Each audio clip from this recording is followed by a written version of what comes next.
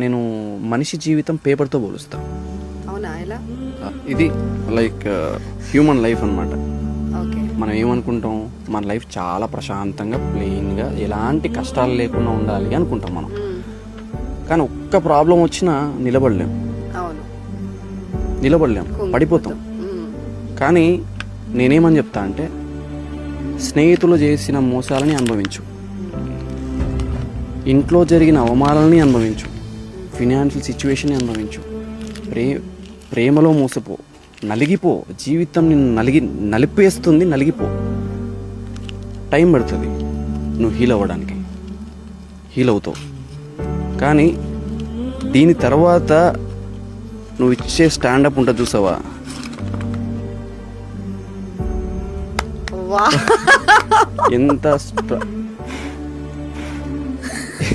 ఎంత స్ట్రాంగ్ ఉన్నావు అంతే స్ట్రాంగ్ ఉంటావు.